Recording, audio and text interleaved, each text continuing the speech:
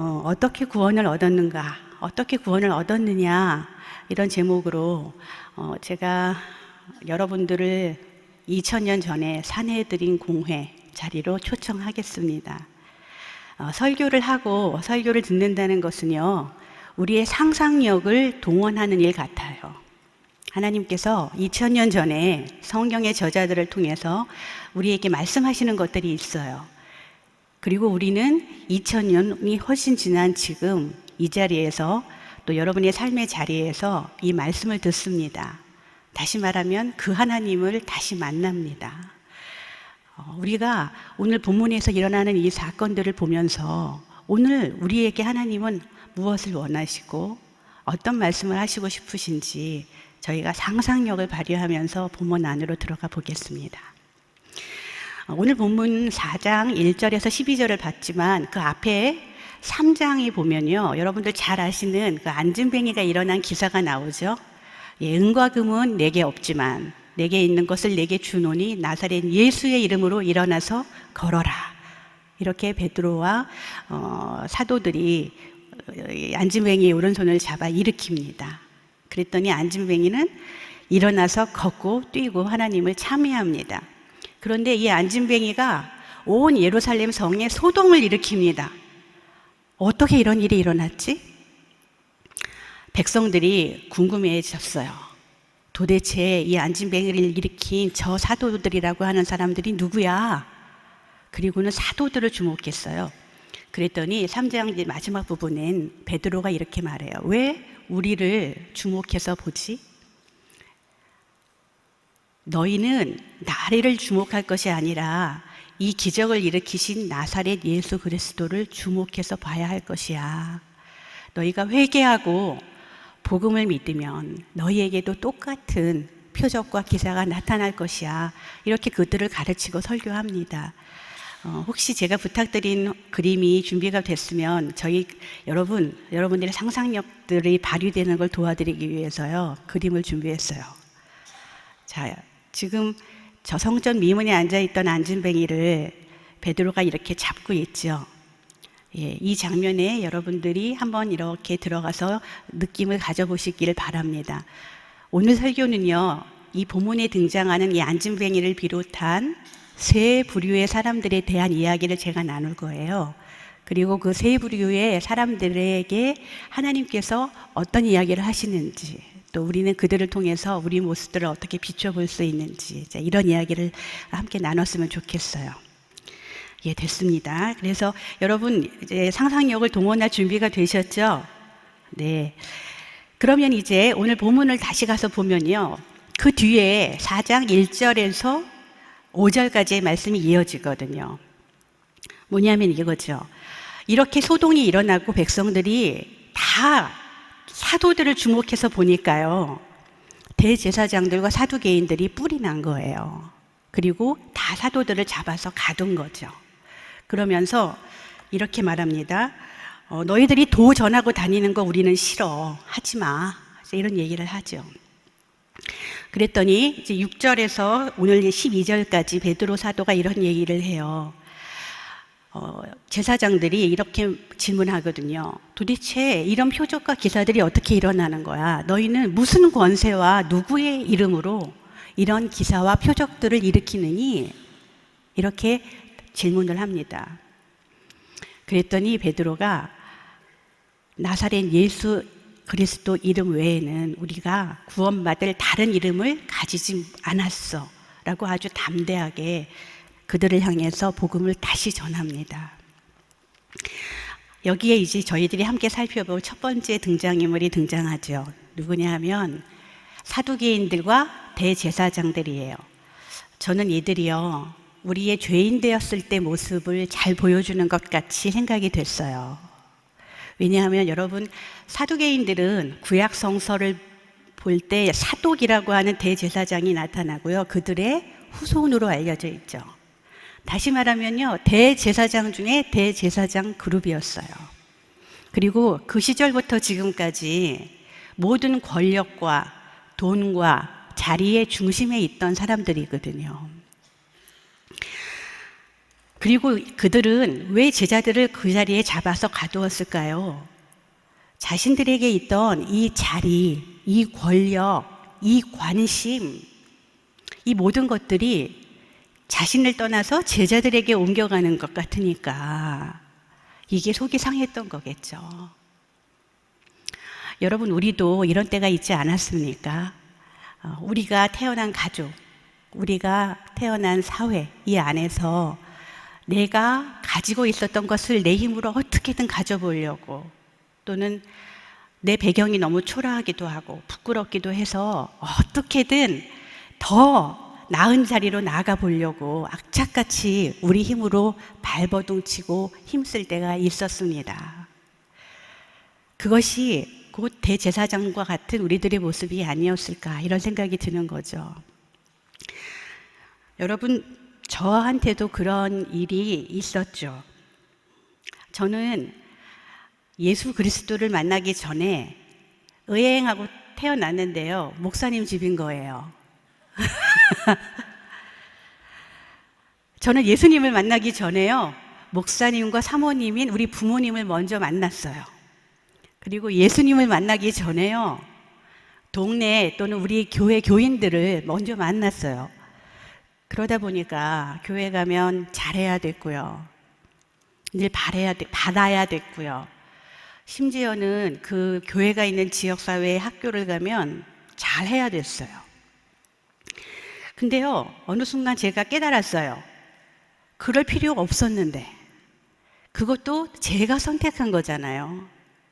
그리고 제 힘으로 정말 그런 발음, 잘하는 것, 뛰어난 것, 그 자리까지 제가 가기 위해서 얼마나 정말 가랑이가 찢어지라 고생을 했겠습니까?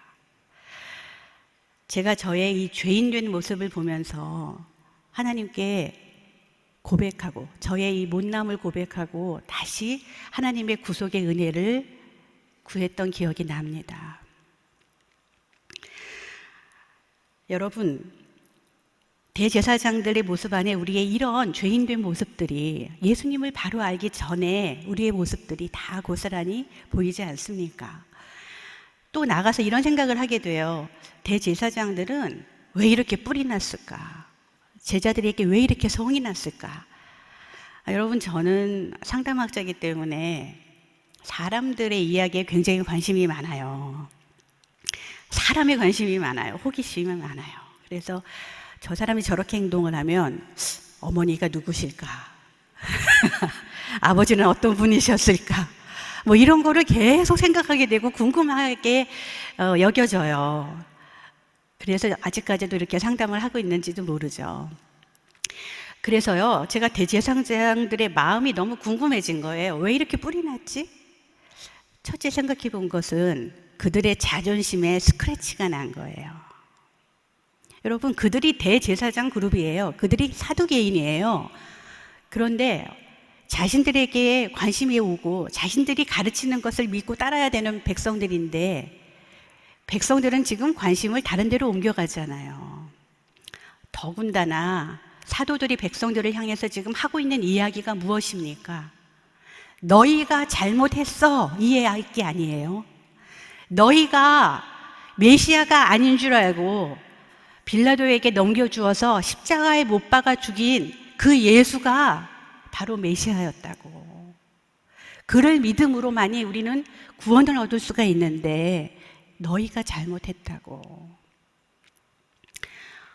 자신들의 불의함, 자신들의 부족함, 자신들의 잘못을 들추어내고 여러 사람 앞에 떳떳하게 얘기하는 그 사도들이 얼마나 미웠겠습니까?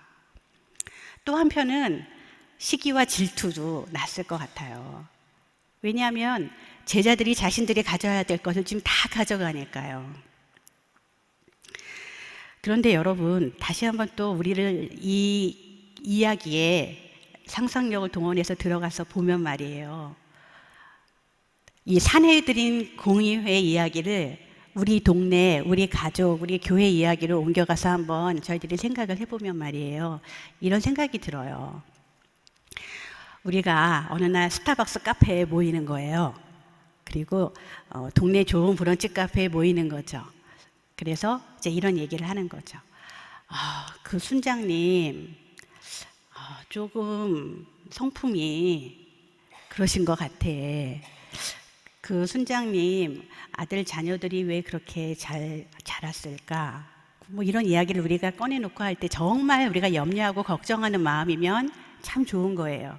그런데 혹시라도 우리 마음 안에요, 나보다 공부도 많이 잘하시고 많이 배우신 그 순장님이 역시 순도 잘 이끄시는 것 같아, 뭐 이런 마음이 조금이라도 든다면 그 모습이 사실 대제사장과 같은 모습이 아닌가, 이런 생각이 드는 거죠.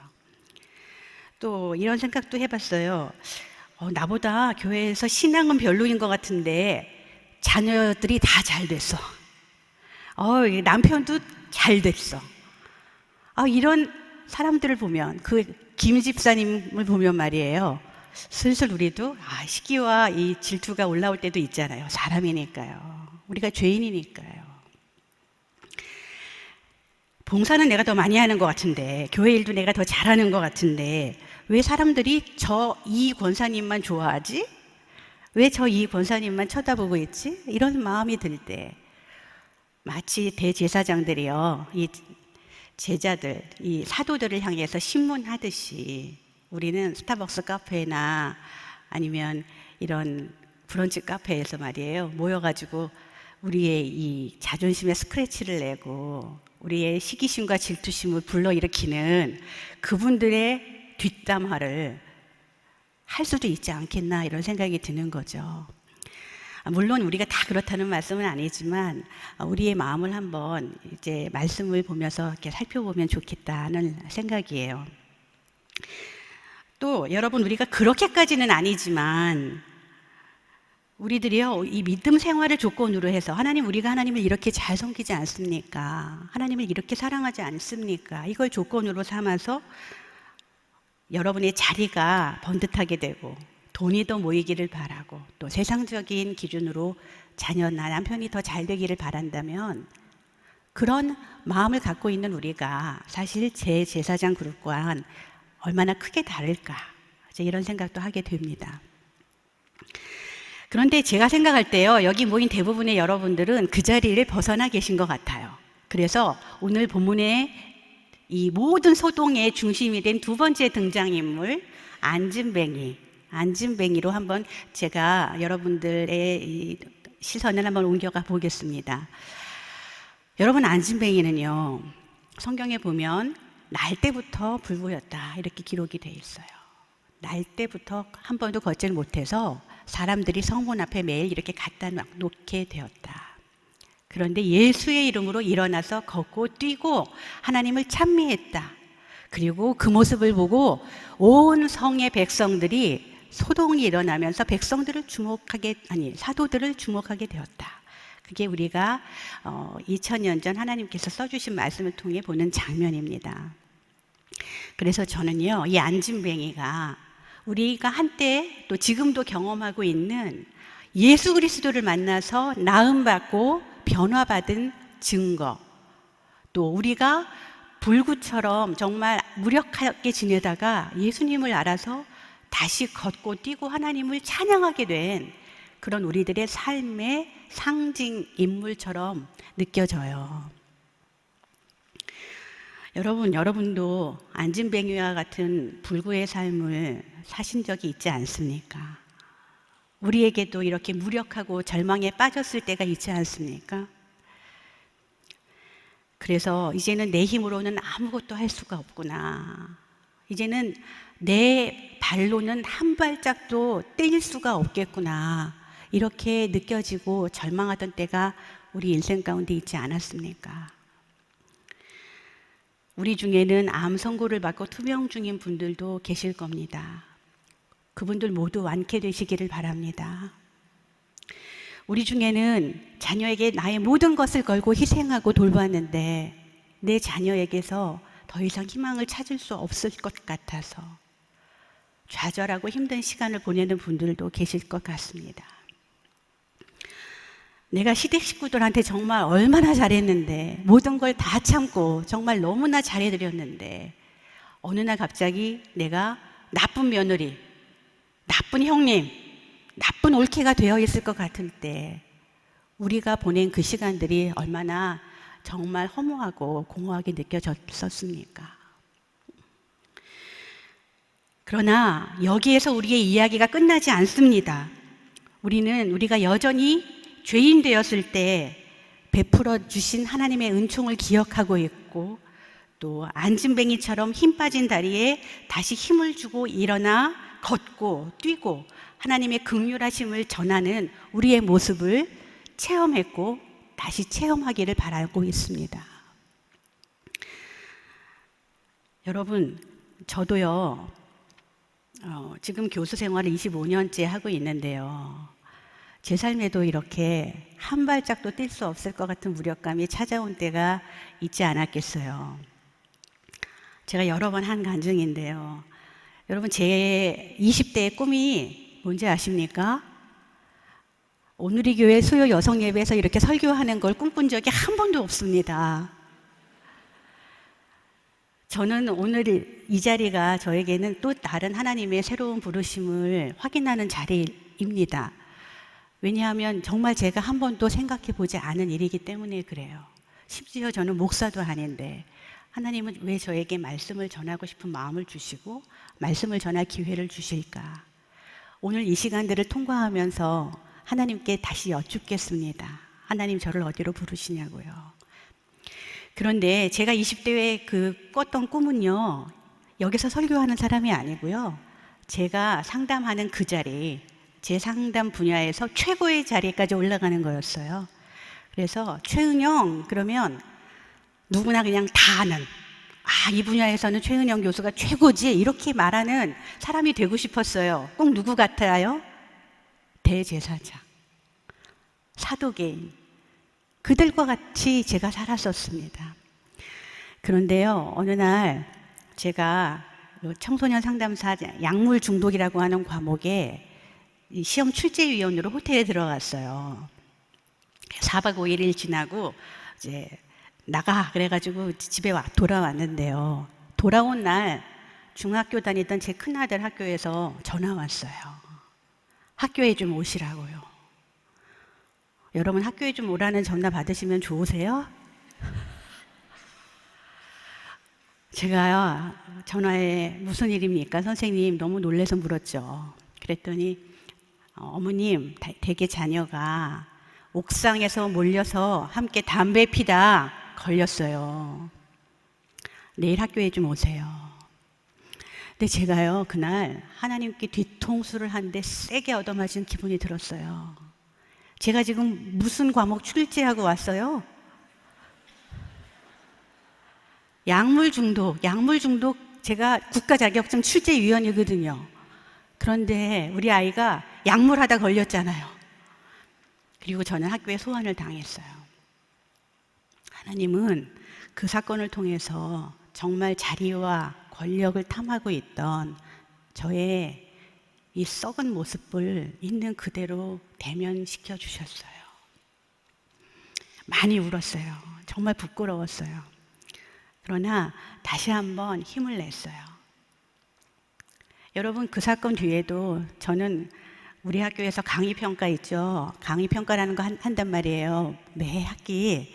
근데 그거 꼴찌에서 2번째도 해봤고요. 그래서 교무처장님한테 막 불려도 갔고요. 그 뒤에는 학교에서 정말 제가 나가야 되는 그런 위기에까지도 몰려봤어요. 그런데 아무것도 희망이 없을 것 같을 때 제가 하나님께 이런 기도를 드리고 있더라고요. 하나님, 이제는 제 힘으로는 한 발짝도 뗄 수가 없습니다. 불구가 되었어요. 그러니까 이제부터는 하나님이 저를 업고 가세요. 하나님이 저를 업고 가시면 제가 갈 수 있겠습니다. 그런 기도를 드리고 있던 어느 날 제가 그림을 한 장 강매당하거든요. 그 강매당한 그림이 저의 인생 그림이 되었어요. 혹시 사진이 준비됐으면 한번 같이 보시겠어요? 예, 여러분, 발하고 예수님의 얼굴 그리고 시냇가가 보이세요? 저의 인생 그림이에요. 제가 우리 거실에 걸어놓고 늘 보고 있는 저의 인생 그림이에요. 예수님께서 어린 양을 어깨에 들쳐매시고 시내를 건너고 계세요. 우리가 바로 저 예수 그리스도의 어깨에 들쳐매어진 어린 양이죠. 우리 힘으로는 정말 한 발짝도 움직일 수 없을 것 같을 때 예수님께서 우리를 향해 찾아와 주시고 먼저 손 내밀어 주시고 우리를 일으켜 주시고 우리를 그의 등에 업고 어깨에 얹혀 주시고 우리의 인생길을 가게 그렇게 도와주십니다.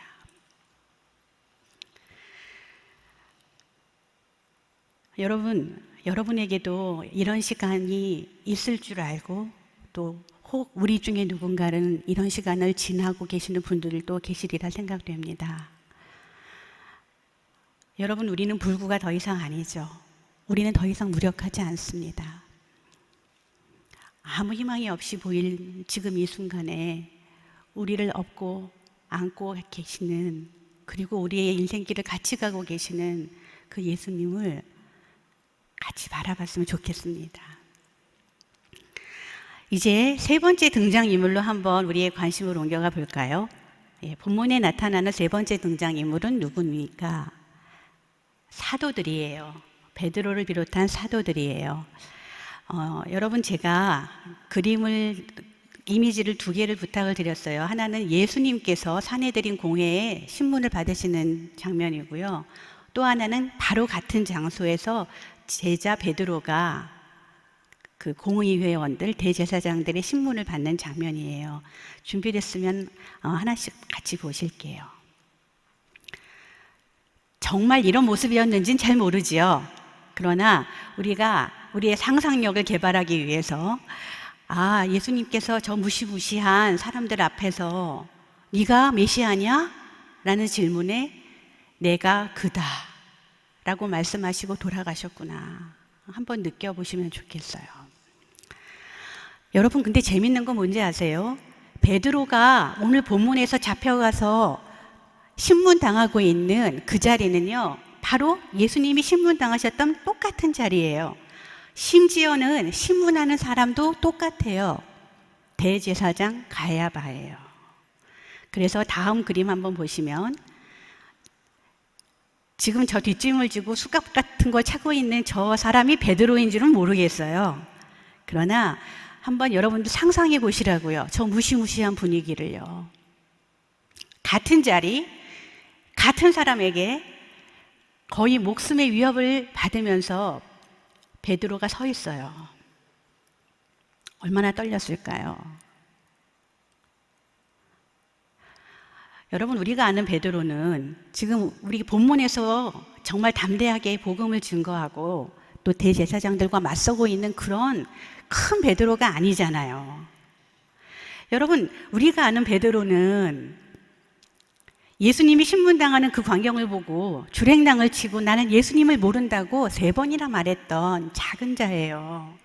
그러나 예수님의 부활을 체험하고 디베랴 바닷가에 찾아오신 예수님께 3번 사랑 고백을 하잖아요. 3번의 물음에 베드로가 드디어 사랑 고백을 하지 않습니까? 내가 주를 사랑합니다. 그리고 나서 베드로가 변화가 돼요. 그런데요, 오늘 여러분 본문을 보시면 베드로가 정말 변화될 수 있었던 이유가 나타납니다. 여러분 8절 다시 보시겠어요? 8절 말씀 다 같이 한번 읽겠습니다. 이에 베드로가 성령이 충만하여 이르되 백성의 관리들과 장로들아. 여기에 답이 있는 거예요. 그 겁쟁이 베드로가 어떻게 이렇게 담대하게 그 무시무시한 신문에 당당하게 맞서고 있을까요? 성령의 충만을 받은 거예요. 여러분, 성령의 충만이 뭘까요? 너무 어렵죠? 우리가 교회 생활을 오래 하면 성령의 충만을 받으라는 이야기를 참 많이 들어요. 에너지 레벨이 어디까지 올라가면 성령 충만일까? 여기까지인가? 여기까지인가? 충만이라고 하는 단어 때문에 우리는 성령이라고 하는 것이 에너지인가? 아니면 무슨 물질인가? 이런 오해를 하기 쉬워요. 그런데 여러분, 성령은 삼위일체 하나님의 제3격이죠. 다시 말하면 성령은 하나님이세요. 제가 이해하는 성령 충만이란 삼격 하나님과 아주 친하게, 아주 가깝게, 아주 뜨뜻하게 관계를 맺으면서 살고 있는 그 상태가 바로 성령 충만이라고 저는 생각이 돼요. 그래서 제가 성령 충만을 가지고 막 고민하고 씨름을 하는데, 정말 아이러니하게도요, 제가 공부하고 있는 세상의 상담 이론 하나가 이 성령 충만이란 것을 굉장히 정확하게 또는 이해되기 쉽게 저를 도와주었어요. 궁금하시죠? 그 이론이 뭔지요? 여러분, 저는 오늘 상담 이론을 강의하고 싶은 마음은 없어요. 그러나 이 상담 이론이 성령 충만을 이해하는 데 도움이 됐기 때문에 저에게는 여러분들과 함께 나누고 싶은 거예요. 그 이론의 이름은 하인츠 코엇이라는 사람의 자기 심리학이에요. 오늘 자막도 PPT도 준비할까 하다가, 오늘 이 자리가 저는 저의 정체성과 부르심을 다시 확인하는 자리라고 말씀드렸잖아요. PPT가 뜨는 순간 제가 다시 강의를 할 것 같은 거예요. 그래서 꾹 참고요. 한번 강연 없이 정말 말씀만 여러분들하고 집중해서 나눠보자, 이런 각오를 가지고 왔어요. 조금 불편하시더라도 제가 지금 말씀드리는 이 이론을 잘 이해하시면서 그 이론 가운데서 성령 충만이 뭔지 한번 우리들이 이렇게 깨달음을 얻어갔으면 좋겠어요. 하인츠 코엇은 이렇게 이야기합니다. 사람들은 태어나면 적절한 관계가 필요하다. 사람들은 태어나면 적절하게 관계를 맺어줄 그 대상, 인물이 필요하다. 그러면서 이 세 가지가 정말 적절한 인간의 성장에 필요한데, 그 세 가지는 다음과 같이 얘기를 했어요. 1, 2, 3. 여러분 일 들으시면서 여러분들 머리 좋으시잖아요. 여러분과 여러분의 부모님, 또 여러분과 남편, 여러분과 여러분의 자녀들, 그리고 여러분과 하나님, 이런 입체적인 관계 가운데서 이 코엇이 얘기하는 적절한 좋은 관계 세 가지가 뭔지 한번 같이 생각해 보기로 해요. 첫 번째는 과대 자기 대상이 필요하다, 이렇게 얘기했어요. 과대 자기 대상. 이런 데 쳐다봐도 PPT가 안 떠요. 죄송해요. 한번 여러분, 코엇 이야기가 아니라 성령 충만에 우리가 더 집중하려면 PPT가 안 떠야 돼요. 자, 보세요. 과대 자기 대상, 이거 어떤 뜻이냐 하면요, 이런 거예요. 우리를 향해서 엄지를 척 들어주는 대상. 너는 잘해. 너는 그 뜻을 이룰 수 있다고. 너는 그 야망을 이룰 수 있는 훌륭한 사람이라고, 이렇게 엄지를 척 들어주는 대상이에요. 여러분 삶에 있으셨어요? 아니면 여러분이 누군가에게 엄지척을 하고 계셔요? 예, 과대 자기 대상이에요. 이런 대상이 우리에게 필요하다는 거예요. 두 번째는요, 쌍둥이 자기 대상이에요. 쌍둥이 자기 대상은 왜 필요하느냐? 나의 능력감을 확인하기 위해서 필요하대요. 뭐냐면, 와, 우리 아버지가 이렇게 멋진 분이시니 나는 그의 딸이니까 나도 멋진 사람이 될 수 있겠지? 와, 우리 어머니가 이렇게 야무지고 희생적인 분이시니 나도 그의 딸이니까 어머니처럼 잘 살 수 있겠지? 이렇게 여러분의 능력감을 확인해주는 대상이 쌍둥이 자기 대상이라는 거예요. 나랑 닮아서 내가 기분 좋은 사람. 누가 있으셨어요? 여러분은 또 그런 대상이 누군가에게 되어주고 계세요? 세 번째는요, 이상화 자기 대상이 필요하다고 해요. 이상화 자기 대상은 어떤 뜻이냐면요, 우리가 지치고 힘들고 불안하고 두려움에 떨고 너무 슬프고 누군가의 위로와 누군가의 진정이 필요할 때, 누군가의 함께함이 필요할 때 그 자리에 있어주면서 진정한 위로와 안정을 제공해주는 그런 대상, 이상화 자기 대상이라고 코엇이 얘기했어요. 여러분들의 인생을 살아오시면서 너무 두렵고 너무 슬프고 너무 비참하고 어려울 때 그 누군가가 여러분 곁에 계셨어요? 그 사람이 필요하다는 거죠. 우리가 적절하게 돌봄을 받는다면, 그래서 우리가 잘 성장할 수 있으려면. 그래서 코엇은 이렇게 말해요. 보통 상담에 오시는 분들이 이런 경험들이 부족한 분들이 오시잖아요. 그러니까 상담자는 무조건 잘 들어주면서 엄지척을 한 번도 당해보지 못했던 그 비참함, 주변을 아무리 살펴봐도 닮고 싶은 사람이 없었던 그 비참함, 내가 너무나 마음이 아프고 어려운데, 너무 두려운데 내 옆에 아무도 없었을 것 같은 그런 슬픔, 불안, 이거를 그냥 있는 그대로 다 느껴보게 하고 공감을 해주라는 거거든요. 그리고 나면 이게 참 재밌는 거예요. 그리고 나면 거대 자기로 살던 사람이, 거대 자기가 뭐냐, 여러분, 내가 나의 모습을 보니까 위로하는 이도 없어요. 닮고 싶은 이도 없어요. 훌륭하다고 해주는 이도 없어요. 그러면은 나는 내 스스로가 어떻게 돼야 될까요?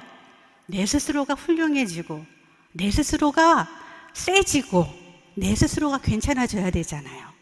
그래서 코엇은 이런 얘기를 하거든요. 그래서 사람들은 거대 자기를 발전시킨다. 거대 자기를 발전시킨다. 뻥 치는 거죠. 나는 이렇게 괜찮은 사람이라고. 부풀리는 거죠. 내가 이런 사람이라고. 그런데 정말 내 안에 슬픔과 불안과 아픔과 비참함을 누군가가 함께 다 느껴주고 괜찮다 해주면 비로소 부풀렸던, 뻥쳤던, 보호하면서 자신을 살았던 그 모습에서 현실로 돌아온다는 거예요. 현실로 돌아와서 나를 쭈그러뜨려도, 내가 조금 부족하게 느껴져도 그냥 그럭저럭 나는 괜찮잖아, 나는 괜찮은 사람이라고 이렇게 말할 수 있을 만큼 힘이 생긴다는 거예요. 그래서 아픈 사람이 나아지게 된다. 여기까지가 코엇의 이론이었어요. 그런데요, 저는 이 코엇의 이론에서 어떻게 성령 충만을 봤을까요? 성경이 얘기하는 변화는 코엇이 얘기하는 변화와 좀 다르기 때문이에요.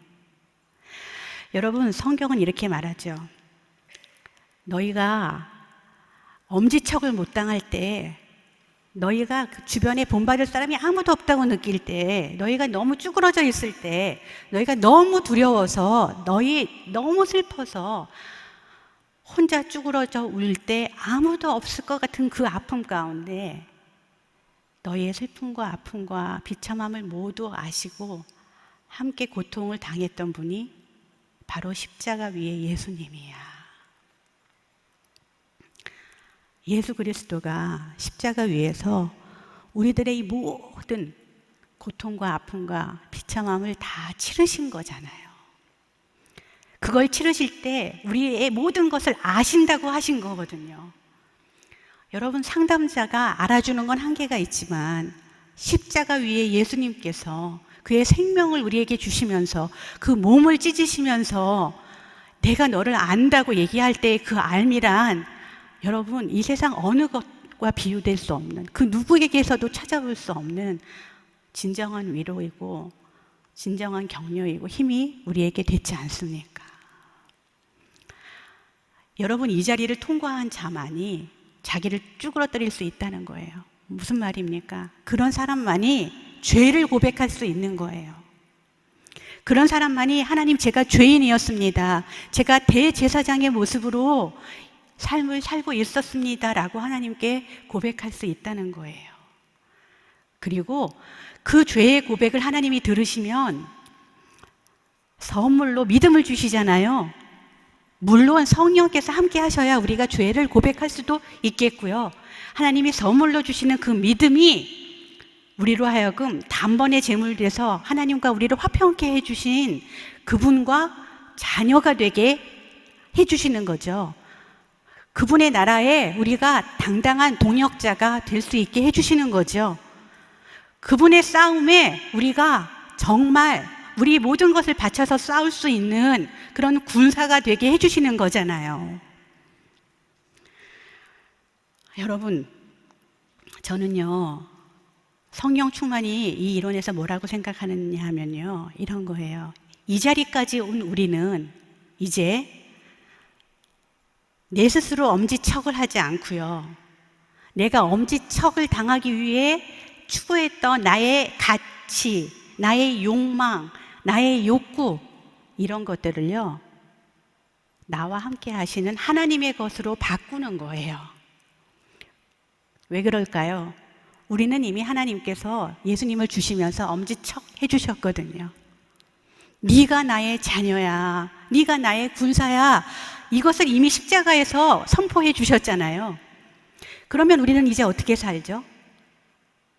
하나님, 당신은 뭐를 원하십니까? 하나님, 제 야망은 이거였는데, 하나님, 당신의 야망, 당신의 욕구는 이 세상을 향해서 무엇입니까? 우리는 이제 그것을 묻게 될 거예요. 여러분, 두 번째, 쌍둥이 자기 대상 이야기를 다시 한번 떠올려 보세요. 여러분, 우리는 그동안 그 누구를 보면서, 어머니를 보면서, 아버지를 보면서 내가 저분을 닮았으니 나는 참 괜찮은 사람일 거야, 난 능력자일 거야, 그러길 바랬어요. 그런데 그런 사람이, 완전한 사람이 없었단 말이에요. 그러면 우리의 쌍둥이 자기 대상은, 성령 충만하다는 말은 곧 우리의 쌍둥이 자기 대상이 하나님이 된다, 이런 말이죠. 무슨 말입니까? 하나님을 보세요. 여러분, 하나님만큼 괜찮은 분이 어디 계세요? 하나님만큼 힘센 분이 어디 계세요? 하나님만큼 부자가 어디 계세요? 여러분, 이 천지를 만드시고 우리를 위해 모든 것을 내어주신 그분이 우리가 닮고 싶은 분이라는 거죠. 더 나아가서 하나님이 우리를, 그분을 닮게 만들어 주셨다는 거잖아요. 성경은 그걸 얘기하잖아요. 하나님이 우리를 그렇게 만드시고 힘이 좋으셨다고요. 그래서 우리는 그 하나님을 볼 때 하고 어깨에 힘을 당당하게 줄 수가 있게 되는 것이죠. 그리고 이상화자기 대상의 성령 하나님은 어떤 분이에요? 그 누구도 내 아픔을 알아줄 것 같지 않을 때 우리 인생에 찾아오셔서 내가 옆에 있어, 내가 네 옆에 있다고, 그러니까 내 손을 잡고 내가 원하는 곳을 향해 같이 가자고, 이렇게 하시면서 삶의 또 다른 가치와 방향을 보여주시는 그 하나님을 여러분들이 만나고 사신다면 그것이 바로 성령 충만이다 라는 생각을 제가 한 거예요. 여태까지 뭐 누가 이런 걸 글로 써놓은 것도 없고요, 제가 이런 거를 어디서 본 적도 없어요. 근데 혼자 한번 생각을 해봤어요. 성령 충만, 하나님과 좋은 관계로 지내는 거는 뭘까? 하나님이 나의 과대자기 대상, 하나님은 나의 능력, 하나님은 나의 욕구, 하나님은 나의 삶의 방향이 온전히 되셨다는 것을 내가 고백하고 그것을 내 삶에서 체험하며 사는 것이구나 라는 생각을 제가 하게 됐어요. 여러분, 사도 베드로가 성령 충만했다는 것은 이 사내들인 공의회 앞에서 이 하나님과 함께 섰기 때문이에요. 이 하나님과 같이 있었기 때문이에요. 그래서 제가 여러분들한테 이런 질문을 좀 드리고 싶어요. 여러분, 오늘 제가 이런 말씀 드렸어요. 말씀을 대한다, 설교를 듣는다는 것은 2000년 전의 이야기에 지금 우리의 이야기를 한번 넣어보는 것이다. 상상력을 발휘해 보는 것이다. 그렇다면 성령 충만해서 사는 우리 일상의 삶이란 어떤 것일까요? 이런 생각을 해봤어요. 먼저 여러분을 길러주신 부모님의 가치에서 독립선언을 하는 거예요. 여러분을 길러주신 여러분의 부모님들이 계시죠? 그분들이 여러분들에게 계속 요구하시면서 원하시는 것들이 있었을 거예요. 그런데 거기에서 독립선언을 하는 거예요. 왜냐하면 우리가 영원히 따라야 할 대상은 부모님이 아니니까요. 우리는 하나님만이 우리의 온전한 대상이 됐음을 고백하고 그렇게 사는 사람들이니까요. 그래서 이런 거죠. 예를 들면 부모님들이 야야야 너 그 아이 네 자녀 좋은 학교 좀 잘해서 어떻게 보내봐라 이러실 때 그분 앞에 서서 여기서 부모님은 사내들인 공의회 대제사장 그리고 여기서 신분당하는 어머니의 요구를 듣고 있는 우리는 베드로. 예, 여러분 약간 빙의가 되셨어요? 네, 그 자리에 여러분 딱 서셔서 이렇게 말씀해 보는 거예요. 어머니, 제가 생각하기에 좋은 교육이란 좋은 학교에 아이들을 보내는 것이 아니고요. 한 영혼, 한 생명이라도 예수님의 이름으로 살릴 수 있는 예수님의 제자를 기르는 거라고 생각해요. 이렇게 당당하게, 속으로는 벌벌 떨리지만요, 이렇게 당당하게 얘기를 해보는 거죠. 또 이런 것도 될 것 같아요. 부모님으로부터의 독립선언. 야야야, 너 지금 그 나이에 변변한 집도 없이 좋은 집에서 살지도 못하면서 어떻게 하면 좋니? 이렇게 말씀하실 때 어머니, 인생의 성공이란 좋은 집에서 사는 것이 아니라 제가 살아서 우리 가정이 하나 이 세상에 존재해서 한 사람이 살 수 있으면 그것이 성공이라고 생각해요, 어머니. 그것이 하나님의 뜻이에요. 라고 당당하게 말할 수 있는 우리. 저는 그것이 부모님과의 올바른 독립선언이고 성령 충만한 삶이라고 생각이 되는 거죠. 남편하고의 관계에서는 어떨까요? 여러분, 제가 주변에 보면요, 이런 남편들이 계세요. 많은 걸 요구하는데 또 많은 걸 잘못하는데 한 번도 미안해, 한 번도 진정으로 고마워 이런 이야기를 못 하시는 남편들이 참 많죠. 물론 남자들이 표현을 잘 못해요. 그러나 우린 알잖아요, 진심을. 근데 정말 남편이랑 살면서 내가 한 번도 진정 어린 사과, 진정 어린 감사의 이야기를 들어본 적이 없다고 생각이 되면 성령 충만해서 한번 남편한테 이런 얘기를 해보는 거예요. 여보, 나는 당신하고 지금까지 살면서 진짜 당신에게 진정 어린 사과와 감사를 받아본 적이 없는 것 같아. 여보는 하나님과 사람 앞에서 당신이 죄인이란 걸 아세요? 여러분 웃음이 나오죠?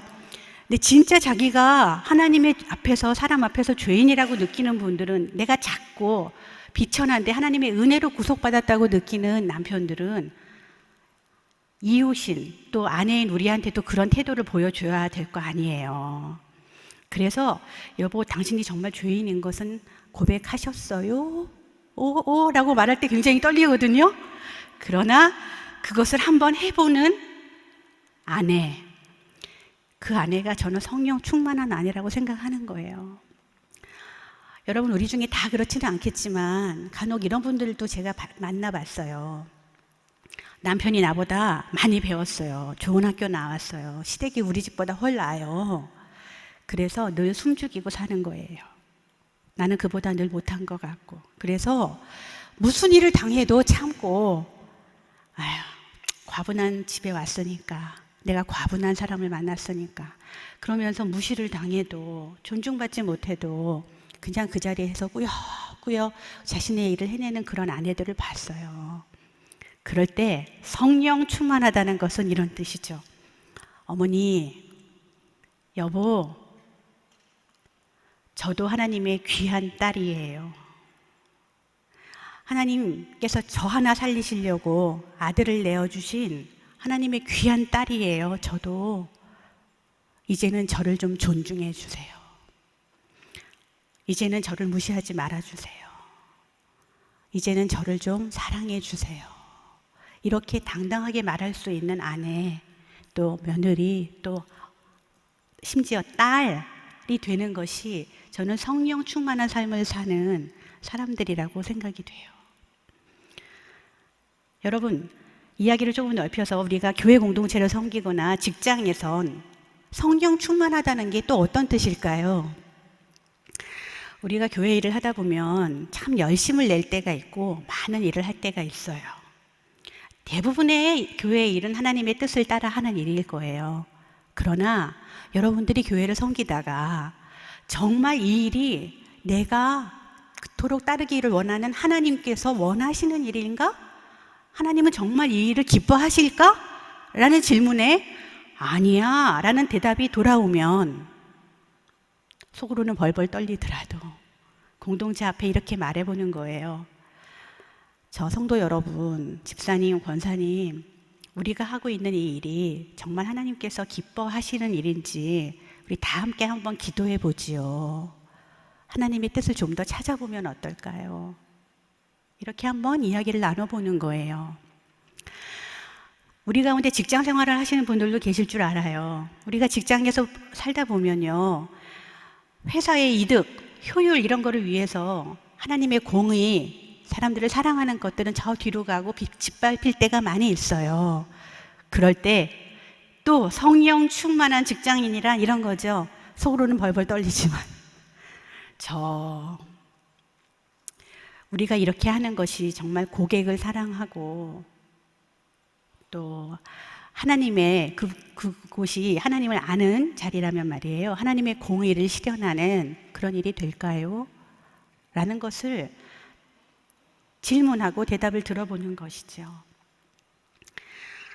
여러분, 저도 많이 부족하지만 하나님의 뜻을 따라 성령 충만하게 살기를 매일매일 구하고 바래요. 그래서 저는 상담학계에서 예수 그리스도만이, 복음만이 사람들을 정말로 변화시켜 줄 수 있는 유일한 방법이고 원리이다라는 것을 증거하고 살고 싶어요. 그러면 상담학계의 다른 학자들은 저를 보고 뭐라 그럴까요?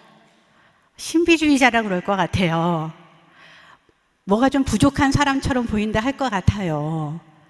그런 이야기가 논리적이냐고 반박할 것 같아요. 그러나 제가 성령 충만하다는 것은 그럼에도 불구하고 이것이 하나님이 원하는 일이시고 또 제 능력이 아니라 하나님의 능력으로 이것이 될 것을 믿고 그 자리에서 제 주장을 굽히지 않는 것, 그것이 성령 충만한 학자로서의 삶이라고 생각이 돼요. 여러분, 심지어는 이런 적도 있었어요. 제가요, 기독교 상담학계에 어느 그 논문집에 글을 냈는데요, 심사평이 돌아왔어요. 심사평을 적으신 분들도 기독교 상담의 학자님들이거든요. 그런데 이렇게 적혀 있는 거예요. 이 글은 죄, 십자가, 하나님 이런 말이 없으면 기독교 상담이 안 되는 것처럼 적혀 있어서 안 되겠다. 그런 거예요. 아니 여러분, 기독교 상담에 죄, 십자가, 하나님이 빠지면 어떻게 그게 기독교 상담이 돼요? 저는 그렇게 생각 안 하거든요. 근데 여러분, 저의 현실은 어떻습니까? 우리 학교 4년마다 재계약하거든요. 재계약할 때 연구 실적이 차지 않으면 재계약 안 해주거든요. 제가 살고 있는 현실은 그러해요. 그런데 제가 속으로 벌벌 떨면서 그 논문 출간을 하는 곳에다가 이메일을 냈어요. 그냥 투고를 안 한 걸로 하겠다고요. 만약에 제가 그게 논문이 떨어져야 될 사유라면 그냥 제 글을 안 받은 걸로 해주셔도 괜찮다고요. 제가 그 글을 바꿔서 그 논문집에 싣고 싶지는 않다고 이메일을 드렸어요. 결과는 어떻게 됐을까요? 우여곡절 끝에 저는 양보하지 않았지만 제 글이 실렸어요. 여러분, 이제 말씀을 맺어보려고 합니다. 오늘 우리가 사도행전 4장 1절에서 12절에 등장하는 세 부류의 등장인물들을 살펴봤죠. 우리의 죄인된 모습, 대제사장과 사도개인의 모습을 우리가 봤어요. 또 우리가 예수 그리스도를 만나기 전에 무력했던 모습, 정말 불구가 됐었을 것 같은 모습, 희망이 없었을 것 같은 모습, 안진뱅이의 모습을 통해서 우리가 정말 하나님을 만났기에 걷고 뛰고 하나님을 찬미하며 하나님의 긍휼 가운데 지금까지 살 수 있었구나. 하는 것도 한번 돌아볼 수 있었어요.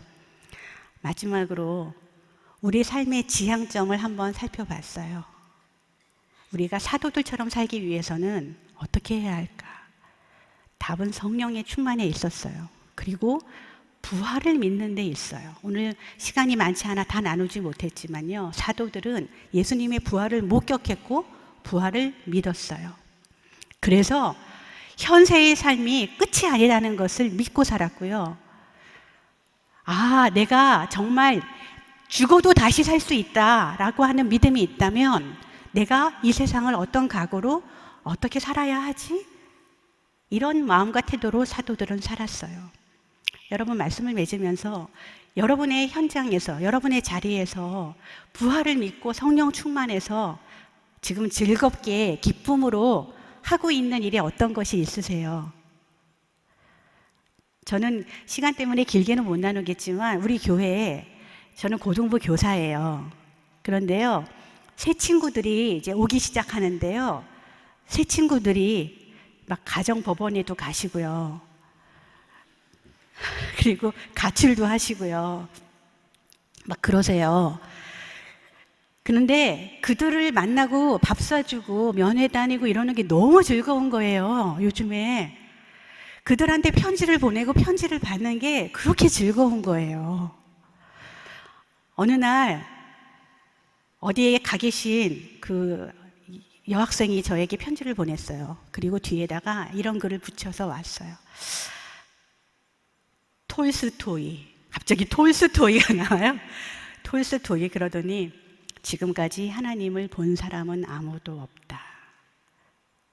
그러나 우리가 서로 사랑하는 모습을 본다면 그들은 우리를 통해 하나님을 볼 것이다. 이렇게 쓴 거를요, 뒷면에 스카치 테이프로 붙여가지고 편지를 보냈어요. 여러분, 이게 저는 굉장히 즐거워요. 이게 요즘에 저를 살맛나게 하는 것이거든요. 여러분의 부활 믿는 그 신앙을 가지고 성령 충만해서 요즘 어떤 일을 하고 계신지요? 그리고 여러분은 어떤 일을 하고 싶으세요? 제가 우연히 어떤 카톡글에서 이걸 봤어요. 오늘 보여주는 나의 행동이 곧 나의 유언이다. 오늘 보여주는 나의 행동이 곧 나의 유언이다. 오늘 우리가 말씀을 나누면서 우리의 죄인된 모습, 또 우리의 무력했던 모습을 다시 한번 떠올려 보시면서, 여러분, 우리는 어떻게 구원을 얻었습니까? 예수 그리스도의 이름으로 죄를 고백해서 예수 그리스도의 죽음과 부활을 믿음으로 우리는 구원을 얻었습니다. 그러나 이것이 하루아침에 끝나는 일이 아니잖아요. 이 일은 오늘도 계속되어야 하는 일이고 하나님의 얼굴을 우리가 마주 볼 때까지 계속되어야 하는 일이기 때문에 오늘 이 시간 여러분의 삶의 좌표를 다시 한번 하나님을 향해 정향해 보는 그런 다짐의 시간이 되었기를 바랍니다.